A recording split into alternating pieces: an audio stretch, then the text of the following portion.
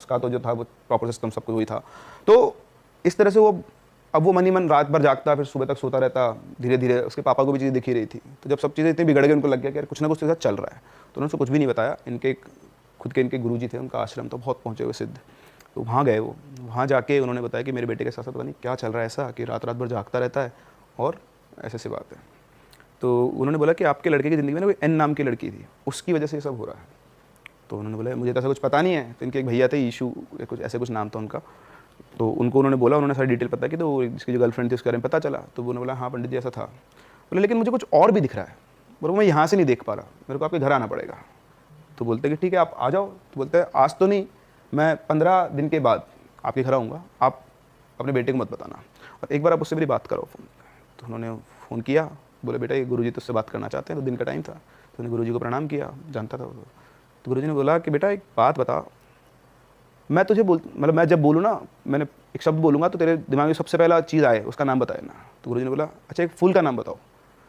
आपको मैं बोलूँ एक फूल का नाम बताओ, आप क्या नाम लोगे? रोज़। रोज़ मोस्टली सबके। वो बोलता है पोस्त, अफीम का जो डोडा होता है ना उसका पोस्त फूल होता है पोस्त का, जिससे मतलब बेसिकली आपका ये गांजा वांजा सब ये सब अफीम तो आप जानते हो। तो पोस्ट का नाम बोला, पोस्ट का नाम बोलते गुरुजी को कुछ ठन का। उन्होंने पेपर पे कुछ लिखा और बोला आप जाओ, उसको कुछ मत बताना, 15 दिन के बाद मिलते हैं।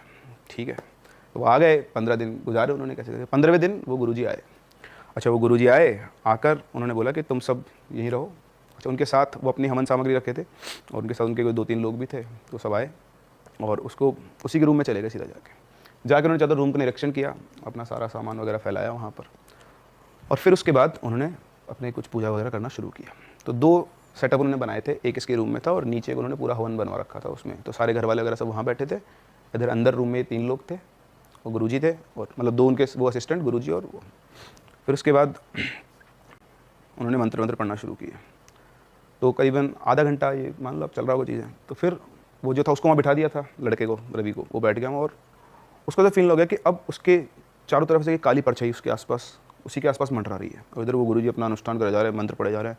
तो अब उसको प्रॉपर फील हो रहा था कि उसके पीछे से एक परछाई निकली है और वो गुरुजी की तरफ गई है, फिर वापस आई है, ऐसे वो घूम रही है और घूमते घूमते उसको पैरों के निशान दिख रहे हैं खून से सने हुए हैं। This is what he told like.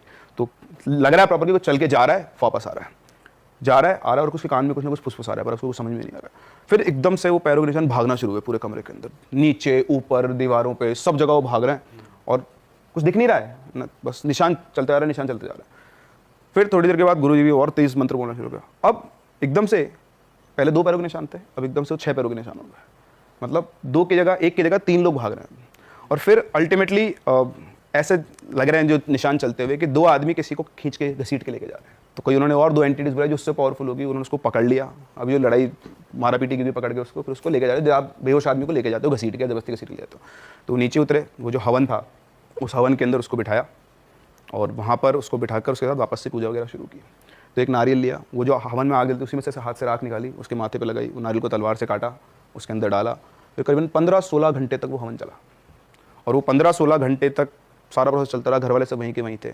फिर जाके लड़का थोड़ा स्थिर हुआ, शांत हुआ। उन्होंने बोला कि अब ये ठीक हो गया है।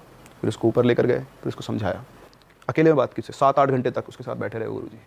पूजा वूजा खत्म हो गई ना, तो थोड़ा रेस्ट करवाया। फिर शाम के टाइम वापस पहुँचे, उससे बोला बेटा क्या किया था तूने? तो उन्होंने बताया कि मैंने ऐसे किया था। बोले तूने गलती कर तो ली है, अब दोबारा मत करना, ठीक है ना? और अब इन सब जो दूर है ना, रोज़ तेरे को हनुमान चालीसा पढ़नी है सुबह शाम, ठीक है? अभी भी ऐसा नहीं है कि तू इससे मुक्त हो गया है, तेरे को समय लगेगा। उन्होंने कुछ बना के भी दिया, उसको धागे वगैरह वो बांधे और बोले जीवन में अब कभी दोबारा ये काम मत करना। आज अगर मैं नहीं होता ना तो तुझे कोई नहीं बचा सकता, तू जा चुका होता, तुझे कोई रोक सकता दुनिया में। तो फिर इस तरह से जाके वो स्टेबल हुआ, धीरे धीरे धीरे धीरे अब बाहर है सब कुछ है। तो उसने आधी अधूरी ज्ञान ले लिया, स्टार्ट किया अपने अकेलेपन को दूर करने के लिए। बट उसका तो उसकी किस्मत थी कि उसको एक ऐसा इंसान मिल गया जो शायद इससे उसको फ्री करवा पाया।